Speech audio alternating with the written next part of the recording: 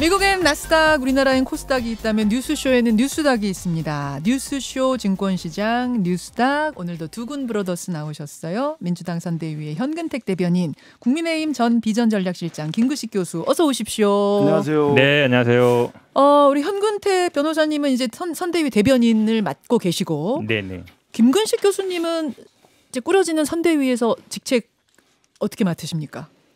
예, 이제 김종인 위원장께서 이제 합류를 하셨고, 네. 그래서 아마 새로 추가 인선이 있으면은 뭐 연락이 오고 뭐 역할이 부여되면 이제 시작을 할 수 있을 것 같습니다.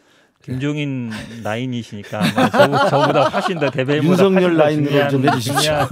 직책을 맡으실 것 같아요. 아니 이미 직책을 뭐 물밑으로는 알고 계시는 거 아니에요? 그래도 공식 발표되기 전에는 말씀드리기가 좀 그러니까요. 네. 워낙 브레인이시기 때문에 표정을 보니까 좋은 역할을 맡으실 것 같은데. 아니 제가 이제는 말할 수 있다. 이제는 말할 수 있는 게 지난주만 해도 김근식 교수님, 성일종 의원님, 저희 고정 패널 오시는 국민의힘 분들이 다 눈이 충혈돼서 오셨어요. 밤잠을 설치시는 거죠, 이분들이. 근데 오늘은 표정 아주 좋으세요. 아, 그렇습니까? 네. 예, 뭐 마음이 편안해서 그랬는지 아니면 어제 일찍 잤습니다. 자, 현근택 대변인님은 지금 마스크로 표정을 가리고 계십니다. 벗어드립니다. 지금 표정을 감추고 계세요. 아니, 벗으셨어요, 지금. 네. 자, 조금 전에 들어온 오늘 아침 정리해조사 데이터부터 우리 보고 가겠습니다.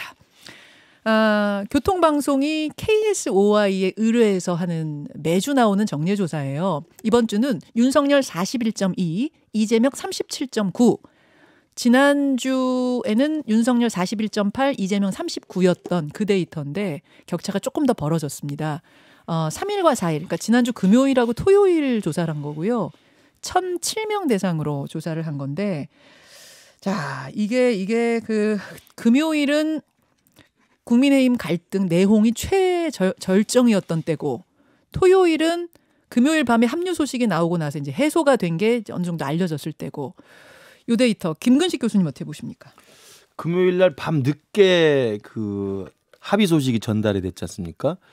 그렇기 때문에 아마 이게 금토 이틀 양일간 여론조사라면 되게 여론조사 그 기관에서 할 때 그 안심번호로 돌리든 뭐 전화 면접으로 돌리든 간에 대부분 첫째 날에 상당 부분의 그 모수, 그러니까 표본들이 다 찹니다. 그러니까 금요일 날 상당 부분 많은 응답자들이 응답을 했을 가능성이 높다고 봐요. 이제 통상적으로 보면. 그러니까 이틀 돌리면 둘째 날은 사실은 이제 부족한 부분 채우는 날이기 때문에 그냥 모수는 채워야 되니까. 그럼 저 반영이, 그러니까 합류 반영이 잘 안 된 거다. 예, 금요일 날 밤늦게 합류 소식이 됐기 때문에 금요일 날 그러면 저녁 밤까지의 이제 상당한 표본의 모수가 채워졌다고 한다면 토요일 이후에 이 국민의힘의 선대위 이 원만한 타결 소식은 당연히 반영은 됐겠지만 제대로 확실하게 다 반영되지는 않았을 가능성이 있다고. 그럼 이번 주에 조금 차이가 더 늘어날 가능성이 있지 않을까. 더 치고 올라갈 것이라고 보세요. 컨벤션 효과 이후로 이제 선대위가 난항을 겪다가 이제 선대위가 원만하게 합의되는 과정에서 오늘 또 출범을 정식으로 하니까 그러면 아마 선대위의 구성과 관련해서 조금 지지율이 올라갈 가능성이 있지 않을까. 현 대변인님. 그럼 뭐 제가 뭐 첫날 모수가 모였는지 안 모였는지 모르겠어요. 나는 모르겠는데 희망도 섞인 것 같은데 결국은 이제 뒤에 얘기하겠습니다만 이 주인공이 누구냐 이 논란이 계속 될 것 같아요. 사실은 뭐 금요일, 토요일 우리 뭐 트렌드 검색을 이렇게 해봐도 이준석이 제일 많이 나오거든요. 이준석이 중심에 있어서 과연 후보가 어디 갔냐 이런 얘기가 나올 거기 때문에 제가 보기엔 뭐 좀 더 지켜볼 필요는 있다고 봅니다. 오늘 상한가 하한가에서 이 이야기가 나옵니다. 나오니까 자연스럽게 상한가 하한가로 넘어가 보죠. 우선 외치고 시작할게요. 현근택 대변인의 상한가 하한가 뭔가요? 네, 저는 뭐 상황과 왕세자 사이에 낀 윤석열 하한가로 했습니다. 상황 김종인, 왕세자 이준석입니까? 그렇죠, 당연히. 그럼 윤석열 후보는 상황과 왕세자 사이에서 뭔가요? 후보죠, 후보. 어떻게 해설을 하실지 기대가 돼요. 자, 김근식 교수님. 제목 참 섹시하게 잘 붙여오셨네요. 근데 저는 뭐 선대위 영입에 실패한 이재명 후보 이렇게 잡았습니다. 선대위 영입 실패 이재명. 이것은 아마 조동연 전 공동상임위원장에 대한 이야기가 되는 것 같은데 우선 현근택 대변인 가지고 오신 키워드부터 좀 보죠.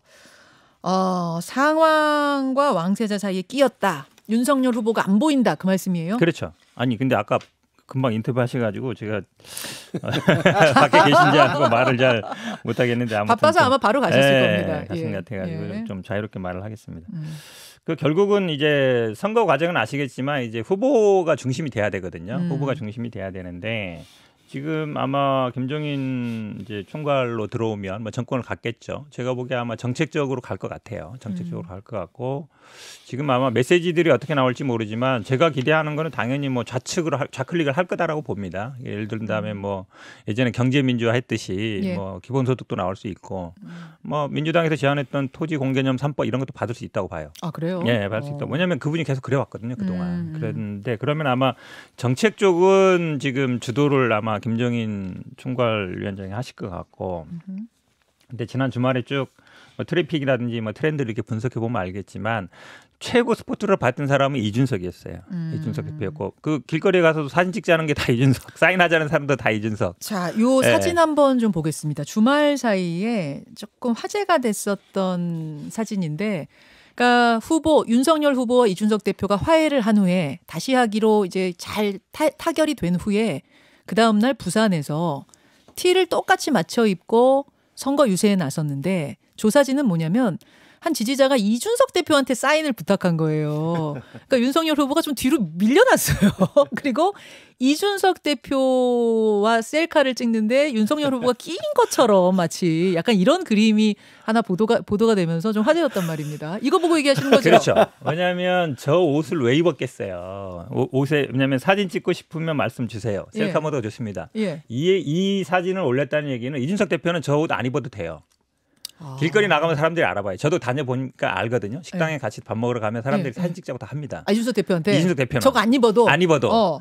근데 윤석열 후보는 거리에 가면 사진 찍자는 별로 없어요. 아 설마요. 많지 않아요. 지난번에 신림동 갔을 때도 그랬습니다.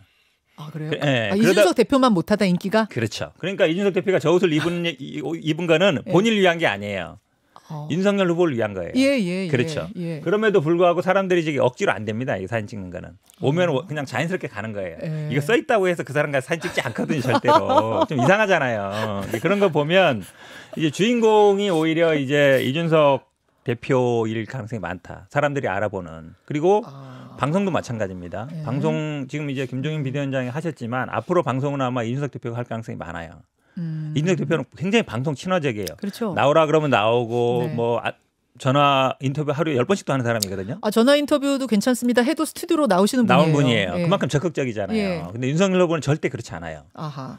이 라디오 방송 지금까지 나온 적 없죠. 라디오 방송 하나도 안 했죠. 여기도 한 번은 안 왔잖아요. 예, 김현정 님도 반드시 가서 한번 말씀드리시죠. 꼭 나오시라고. 예. 아마 약속은 하셨으니까 그렇죠. 나오실 것 같긴 나올 해요. 것 같은데 예. 그럼 그 토론도 잘 안 나옵니다. 그럼 이제 이 밖으로 나오는 스피커 역할을 이준석 대표가 할 가능성이 많아요. 거의 이제 후보보다 뛰어넘는 주목을 더 많이 받겠죠 앞으로.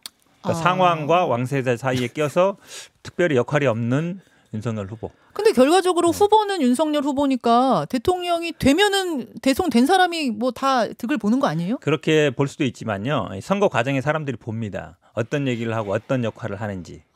근데 제가 다 말씀드리고 싶은 거는 거기에 여황제까지 있어요. 여황제는 누구예요? 여황제. 아니 부인이죠, 부인. 김종인 사실은 말고 지금 윤석열 후보의 후보의 부인. 네. 김건희 씨요? 실제로 실권을 갖고 있다라는 얘기가 많거든요. 아마 이번에 김종인 비대위원장 영입할 때도 역할을 했을 것 같고 저는 그건 뇌피셜입니다만. 그러면 최종적인 결정을 누가 하느냐. 질문에 제가 보기에는 여황제 얘기가 나올 수도 있어요.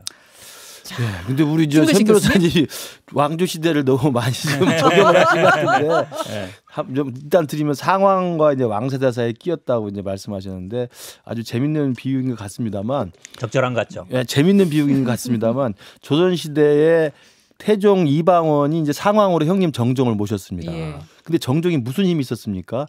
그냥 애호를 다하는 이름으로 상왕이었고요. 그 다음에 그때 세자라는 것은 잘 아시지만 현 주상이 있는 상황에서 세자라는 것은 정말 위험하고 정말 행동거지만 신경 쓰지 정말 불안한 존재예요. 그렇기 때문에 상황과 왕세자라는 우리 현 변호사의 비유를 받아들인다 하더라도 과거 왕조사의 일반 통례를 보더라도 후보의 결정권이 여전히 강력하다. 그리고 결국 후보의 결심이 상황에 대한 A와 왕사자에 대한 어떤 친전 이런 것들이 다 연결이 되기 때문에 지나치게 윤석열 후보를 이렇게 비하할 필요는 없다고 보고요. 휘둘릴 가능성 없다고 보세요? 전혀 없습니다. 왜냐하면 지금 이 지난주 이준석 대표의 자맹 논란도 네. 윤석열 후보가 선대위 구성에서 자기 것을 계속 견지하다 보니까 이준석 대표가 결국 거기에 대해서 반기를 드는 과정에서 이런 그렇죠. 약간의 갈등이 생겼던 것이 원만하게 합의가 된 거 아닙니까? 패싱 논란. 예, 그렇기 때문에 그만큼 후보의 강력한 결심과 결단, 그다음에 네. 중심이 있었기 때문에 오히려 저런 상황이 생겼다는 것이기 때문에 후보의 영향력이 없다는 건 제가 볼 때 좀 잘못된 이야기고 더더군다나 결국 나타났지만 이준석 대표 인기가 분명히 있어요. 젊은이들한테는. 네, 네. 아까 현 변호사 말씀대로 어디 가도 굉장히 셀카 직전이 많은데 그럼 이준석 대표가 인기가 있고 방송에 많이 나오고 많은 이야기를 하고 또 김종인 위원장이 많은 말씀을 하고 또 정책을 이야기를 하면 그 지지하는 분들이나 열광하는 분들이 표가 어디로 가겠습니까? 결국 윤석열 후보로 갑니다. 왜냐하면 지지난주에 선대위 구성의 난항을 보면서 윤석열 후보 지지가 쫙 빠졌잖아요. 네. 왜 빠지냐면 이준석하고 싸우면 빠지게 돼 있어요. 다시 또 봉합에서 잘하면 또 올라오게 돼 있는 거기 때문에 제가 볼 때 현 변호사님 그 걱정은 기우에 불과하다 이런 말씀입니다. 민주당이 어제 땜빵식 봉합이다라는 논평 내셨잖아요. 그렇죠. 좀 불안해 보이세요? 이 타결이? 왜 그러냐면 실제로 이제 선거에서는 주도권이 지난번에 앞에서 말씀드렸지만 2002년 아마 대선 때 박근혜 전 대통령이나 2016년 총선 때 문재인 당시 대표 같은 경우에는 어찌 보면 실권을 갖고 있던 사람이에요. 당내에서 세력이 확고하고 네. 그러니까 굳이 총괄 이렇게 정권을 줘도 흔들리지 않을 정도 상황이 됐거든요. 힘의 균형이. 네.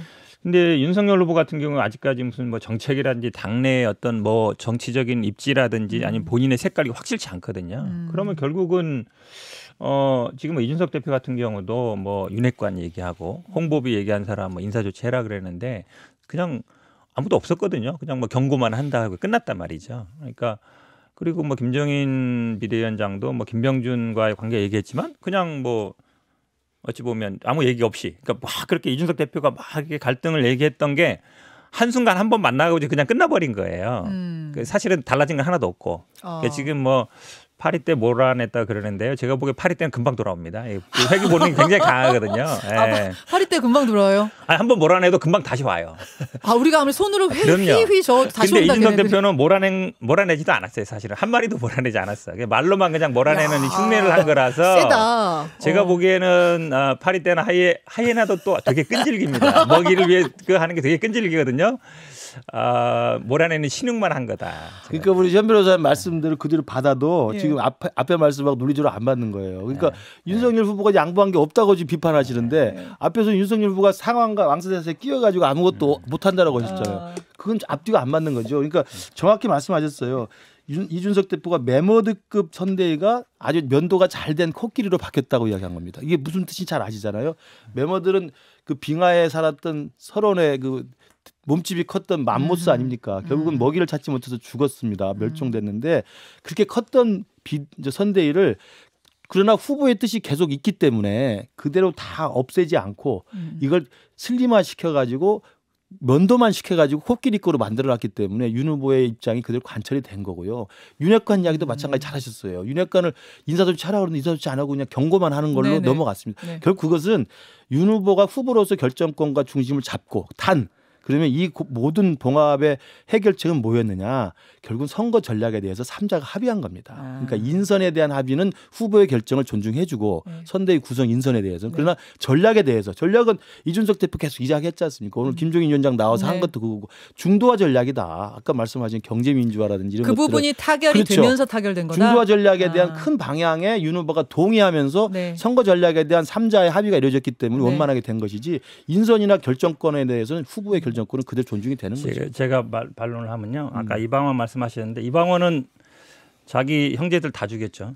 그다음에 자기가 원래 약간 배다른 형제들도 다 죽였는데 사실은 뭐 그 정도 힘은 제가 보기에 없으신 것 같고 만약에 그 윤핵관이나 이런 분들을 다 쳐내면요. 후보 자리도 내려와야 될지도 몰라요. 그러니까 위태롭기 때문에 실제로 왜냐하면 당내에서 당내 실권. 물론 지금 의원들은 다 이렇게 줄 서 있습니다. 어찌 보면 그건 딱 하나예요. 예전에 뭐 장제원, 권선동 얼마나 비판했던 사람들입니까? 딱 하나입니다. 지지율이 잘 나온다. 그거 하나밖에 없거든요. 근데 지지율이 만약에 빠진다, 금방 또 돌아설 수 있는 사람들이라서 그 정도 힘은 없다 말씀드리고 사실은 제가 보기에는 이 지금 현재 뭐 이런 얘기들 많이 해요. 그러니까 주연은 오히려 뭐 이준석인 것 같다. 감독은 김종인이고 사실은 윤석열 후보는 그냥 조연급밖에 안 되지 않냐. 근데 조연인데 약간 주연인 척 하고 있지만 금방 제가 보기에 그거는 국민들이 알아본다. 보는 시선이 있거든요.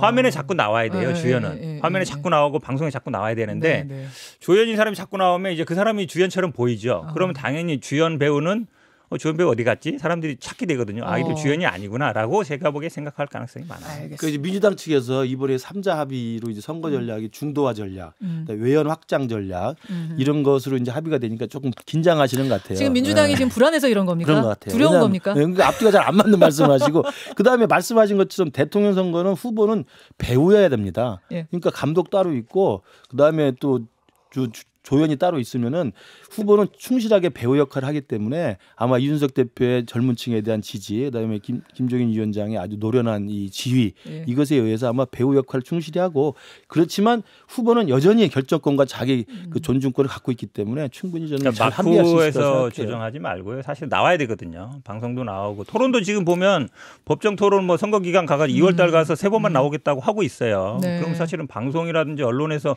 얼마나 토론을 많이 하겠습니까? 토론 얘기 잠깐 할게요. 네. 토론을 좀 활발히 하자. 법정 토론 3번 가지고 어떡하냐는 게 민주당 얘기거든요. 제가 선대위에 공식으로 합류하게 되면 뭐 제 역할에 맞춰서 최대한 진원을 들여서 토론은 가능한 한 많이 하도록 이야기를 하겠습니다. 그리고 잘 아시지만 그럼요. 경선 기간에 거의 20번 가까운 토론을 소화했던 사람입니다. 정치 초년생임에도 불구하고 그런 걸 보면 토론에 대해서 너무 그렇게 그 소극적으로 그 예단을 갖지 마시고 제가 반드시 진원을 해서 더 많이 더 자주 방송에 나오고 토론에 임하도록 하겠습니다. 아, 토론과 방송 인터뷰. 그럼요. 예.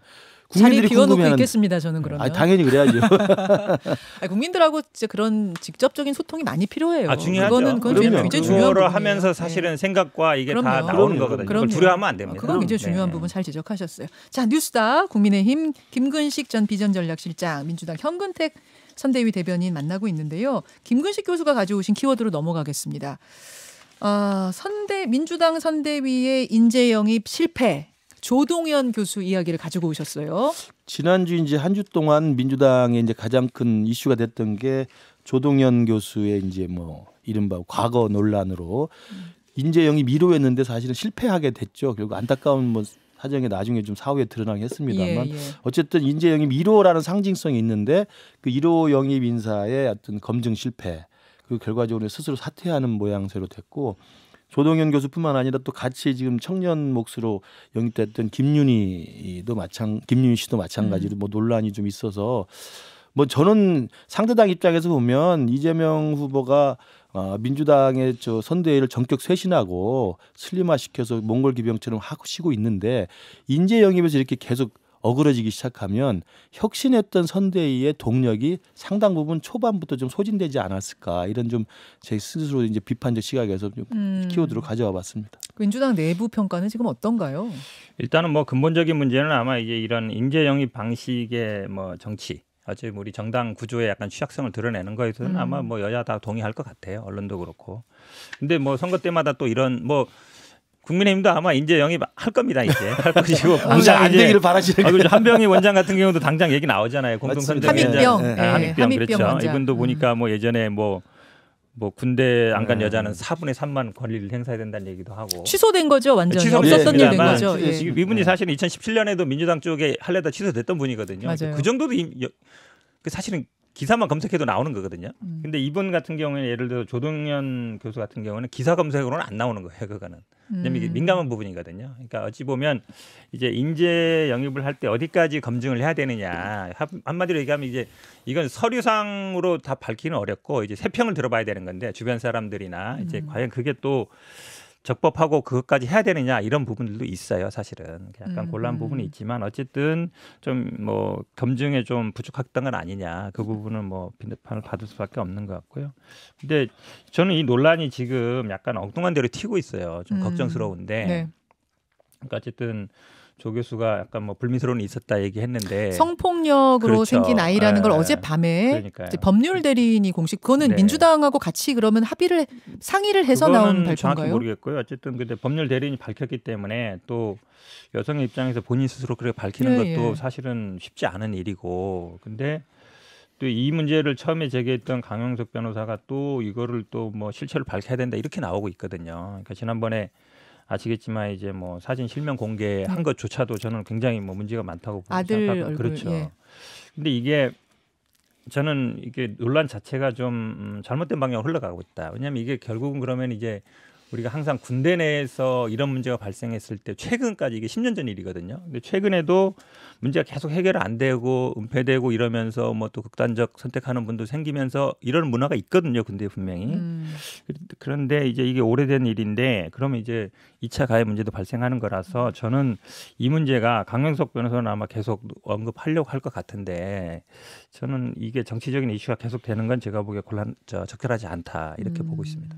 저도 이게 이제 처음에는 이제 사생활 문제로 네. 이야기가 됐고 뭐 이게 사실은 뭐 불륜이나 혼외자 문제 가지고 남한테 뭐 돌팔매질하라고 이게 사실은 지금 바람직하지 않다고 봅니다. 다만 이제 첫 번째 이게 문제가 됐던 건 뭐냐면 이제 거짓말 이야기였거든요. 뭐 당연히 그런 사생활이 있을 수도 있고 10년 전 일이고 또 다 정리가 된 일이기 때문에 그거 가지고 누가 과거사까지 끌어들여서 돌팔매질을 하겠습니까? 다만 이제 민주당의 초기 대응이 그런 일이 없다고 부인을 했던 것이고 또 민주당의 또 안모 의원 같은 경우는 가짜 뉴스라고 강력하게 또 이야기를 했고 그다음에 우리 조동현 교수 스스로도 그 부분에 대해서는 계속 부인을 했기 때문에 초기에 거짓말 모양새가 사실은 이제 국민들 정서에 좀 불을 지핀 것 같고요. 어찌 됐든 또 이게 사태가 일단 사퇴로 돼가지고 일단락이 됐는데 또 이제 사후에 이게 이제 또 안 좋은 일로 그렇게 됐다는 게 또 사후에 또 드러남으로써 저 개인적으로도 이제는 정치적인 종결이 된 사안이고 본인이 다 사퇴하는 걸로 했고 민주당도 그걸 받아들였으니까 더 이상의 개인사 문제를 가지고 진위 여부를 따지고 뭘 더 확인해 보겠다 이런 식의 논란은 저는 그 조 교수 개인으로나 또 우리 사회 전반의 분위기로나 저는 바람직하지 않다고 봅니다. 이제 다만 이제 그 강용석 씨 같은 경우 이제 이런 걸로 사실은 뭐 어떤 뭐 상업적인 재미를 보려고 하는지 모르겠습니다만 저는 굉장히 안 좋은 자세라고 생각을 하고요. 일단 정치적으로 일단락 된 거지 않습니까? 사퇴를 했죠. 네, 논란이 많고 스스로가 사퇴했기 때문에 그 이후에 어떤 뭐 거짓말이니 뭐 진실이니 이런 게임은 그 다음 그냥 스스로 알아서 할 일이지 이걸 가지고 정치화 시키는 건 제가 볼 때 이제는 좀 너무하지 않냐 생각도 듭니다. 저도 뭐 반박은 하고 싶은데요.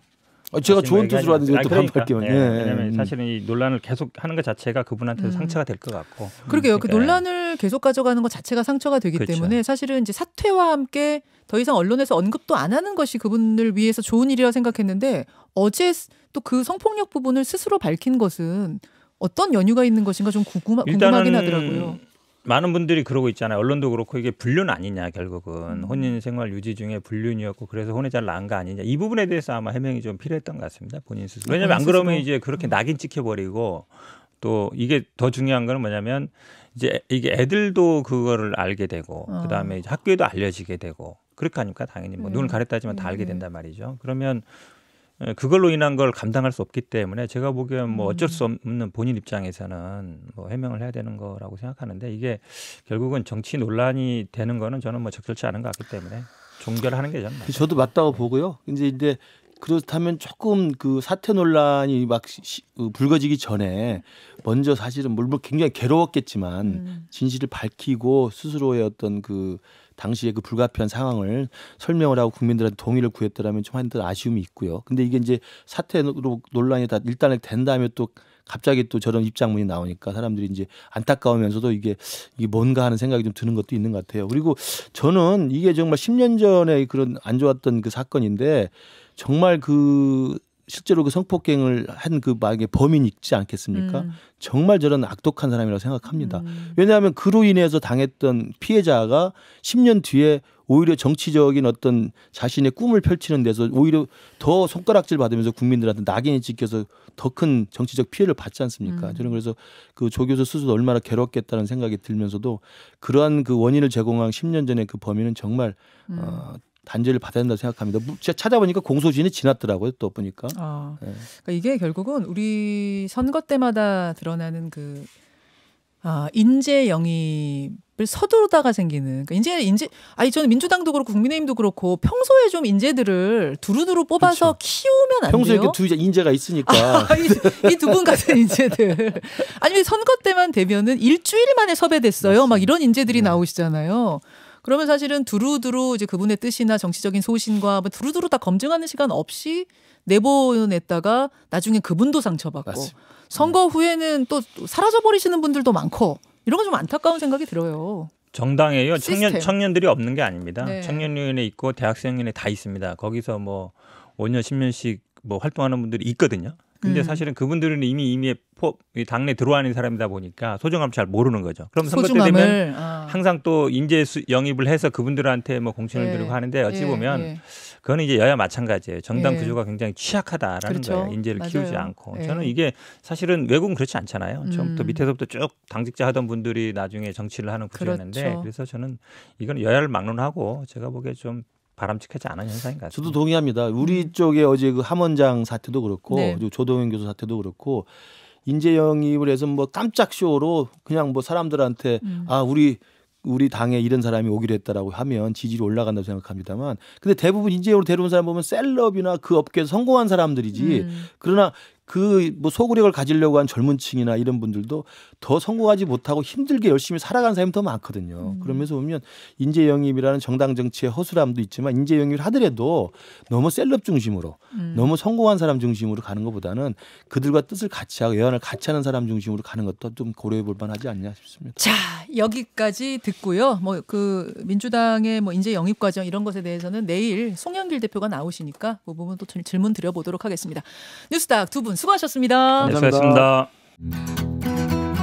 김현정의 뉴스쇼는 청취자 여러분의 참여로 이루어집니다. 트위터, 페이스북, 레인보우 게시판, 그리고 단문 50원, 장문 100원의 유료 문자 샵 1212, 우물정 1212 통해 참여하실 수 있습니다.